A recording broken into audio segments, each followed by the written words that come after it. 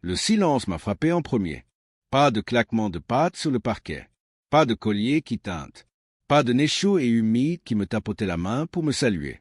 Atlas, ai-je appelé en posant mon sac de travail. Atlas, viens. Rien. La maison semblait étrange, comme si tout l'air avait été aspiré. Mon rythme cardiaque s'est accéléré, un signal d'alarme qu'Atlas aurait perçu, qui m'aurait déjà alerté. Maman, je suis entré dans la cuisine où elle coupait tranquillement des légumes. Où est Atlas? Elle n'a pas levé les yeux. On s'en est occupé. On s'en est occupé? Le problème du chien. La pièce a basculé. Je me suis agrippé au comptoir, sentant l'aura se former, cet étrange goût métallique, ce scintillement au bord de mon champ de vision qui signifiait que j'avais peut-être 90 secondes avant la crise. Où est mon chien d'assistance? Maman m'a finalement regardé, et son expression était si désinvolte que j'en ai eu le sang-froid.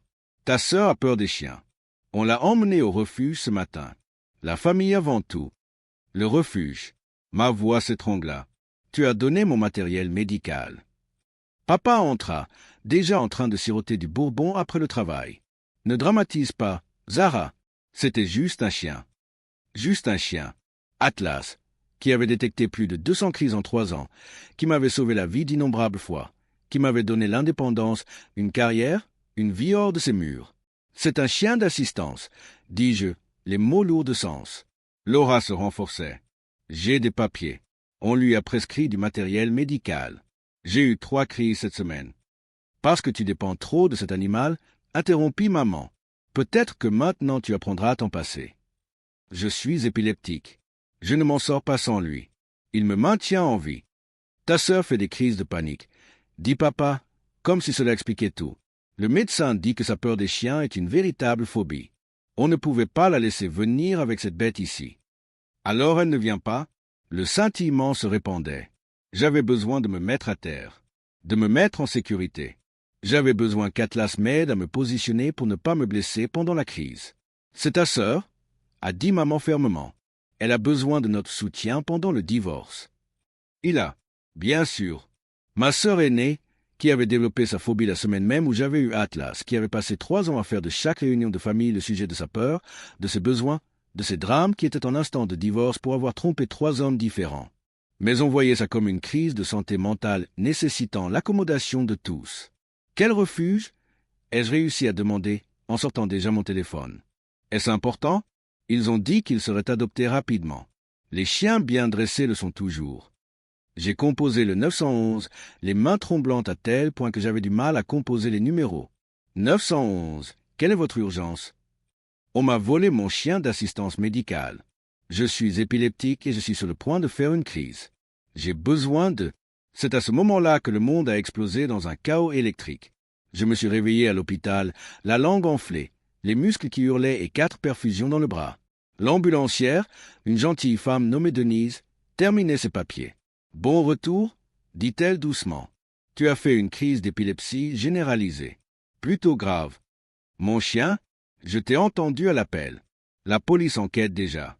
Tes parents leur ont dit qu'ils avaient abandonné le chien parce que ta sœur a peur des chiens. C'est mon chien d'assistance. J'ai les papiers. Je sais, ma puce. Ce qu'ils ont fait, c'est du vol.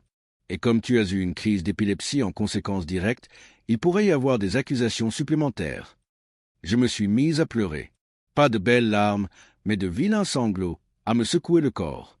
Atlas aurait dû être là. Il m'aurait alerté plus tôt, m'aurait aidé à me mettre en sécurité, serait resté avec moi pendant la crise. Le silence m'a frappé en premier. Pas de claquement de pattes sur le parquet. Pas de collier qui teinte.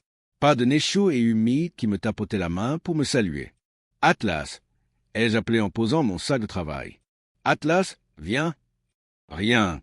La maison semblait étrange, comme si tout l'air avait été aspiré. Mon rythme cardiaque s'est accéléré, un signal d'alarme qu'Atlas aurait perçu, qui m'aurait déjà alerté. Maman, je suis entré dans la cuisine où elle coupait tranquillement des légumes. Où est Atlas?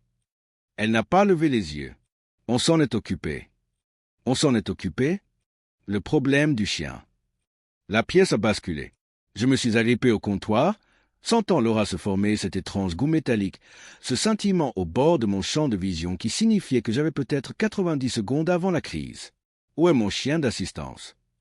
Maman m'a finalement regardé, et son expression était si désinvolte que j'en ai eu le sang-froid. Ta sœur a peur des chiens. On l'a emmenée au refuge ce matin. La famille avant tout. Le refuge. Ma voix s'étrangla. Tu as donné mon matériel médical. Papa entra, déjà en train de siroter du bourbon après le travail. Ne dramatise pas, Zara. C'était juste un chien. Juste un chien. Atlas, qui avait détecté plus de 200 crises en 3 ans, qui m'avait sauvé la vie d'innombrables fois, qui m'avait donné l'indépendance, une carrière, une vie hors de ces murs.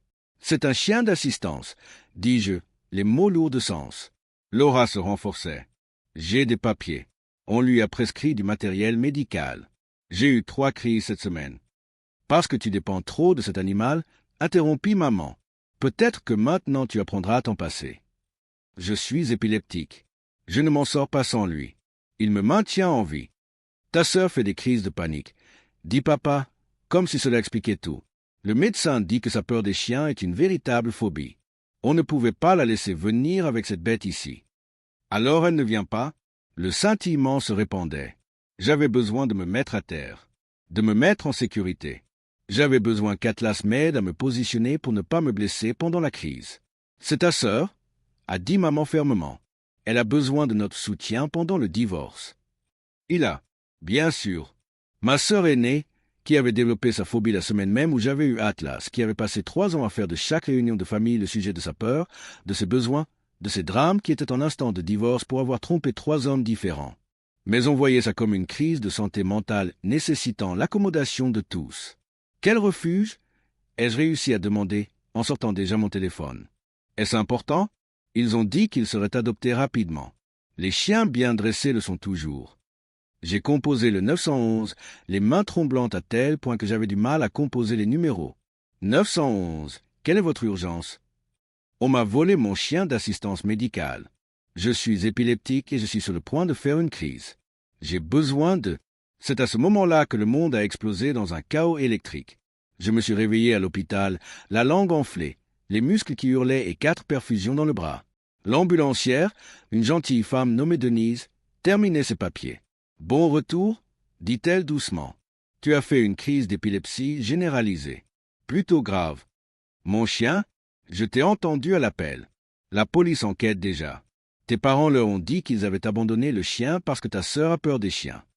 C'est mon chien d'assistance. J'ai les papiers. Je sais, ma puce. Ce qu'ils ont fait, c'est du vol. Et comme tu as eu une crise d'épilepsie en conséquence directe, il pourrait y avoir des accusations supplémentaires. » Je me suis mise à pleurer. Pas de belles larmes, mais de vilains sanglots, à me secouer le corps. Atlas aurait dû être là. Il m'aurait alerté plus tôt, m'aurait aidé à me mettre en sécurité, serait resté avec moi pendant la crise. Le silence m'a frappé en premier. Pas de claquement de pattes sur le parquet. Pas de collier qui teinte. Pas de nez chaud et humide qui me tapotait la main pour me saluer. Atlas, ai-je appelé en posant mon sac de travail. Atlas, viens. Rien. La maison semblait étrange, comme si tout l'air avait été aspiré. Mon rythme cardiaque s'est accéléré, un signal d'alarme qu'Atlas aurait perçu, qui m'aurait déjà alerté. Maman, je suis entré dans la cuisine où elle coupait tranquillement des légumes. Où est Atlas? Elle n'a pas levé les yeux. On s'en est occupé. On s'en est occupé? Le problème du chien. La pièce a basculé.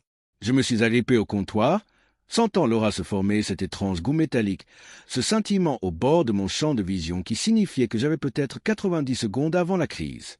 Où est mon chien d'assistance? Maman m'a finalement regardé, et son expression était si désinvolte que j'en ai eu le sang-froid. Ta sœur a peur des chiens. On l'a emmenée au refuge ce matin. La famille avant tout. Le refuge. Ma voix s'étrangla. Tu as donné mon matériel médical. Papa entra, déjà en train de siroter du bourbon après le travail. Ne dramatise pas, Zara. C'était juste un chien. Juste un chien. Atlas, qui avait détecté plus de 200 crises en 3 ans, qui m'avait sauvé la vie d'innombrables fois, qui m'avait donné l'indépendance, une carrière, une vie hors de ces murs. C'est un chien d'assistance, dis-je, les mots lourds de sens. L'aura se renforçait. J'ai des papiers. On lui a prescrit du matériel médical. J'ai eu 3 crises cette semaine. Parce que tu dépends trop de cet animal, interrompit maman. Peut-être que maintenant tu apprendras à t'en passer. Je suis épileptique. Je ne m'en sors pas sans lui. Il me maintient en vie. Ta sœur fait des crises de panique, dit papa, comme si cela expliquait tout. Le médecin dit que sa peur des chiens est une véritable phobie. On ne pouvait pas la laisser venir avec cette bête ici. Alors elle ne vient pas. Le scintillement se répandait. J'avais besoin de me mettre à terre, de me mettre en sécurité. J'avais besoin qu'Atlas m'aide à me positionner pour ne pas me blesser pendant la crise. C'est ta sœur, a dit maman fermement. Elle a besoin de notre soutien pendant le divorce.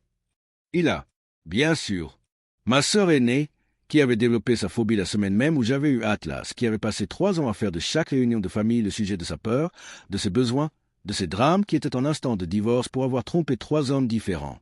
Mais on voyait ça comme une crise de santé mentale nécessitant l'accommodation de tous. Quel refuge ai-je réussi à demander en sortant déjà mon téléphone? Est-ce important? Ils ont dit qu'ils seraient adoptés rapidement. Les chiens bien dressés le sont toujours. J'ai composé le 911, les mains tremblantes à tel point que j'avais du mal à composer les numéros. 911, quelle est votre urgence? On m'a volé mon chien d'assistance médicale.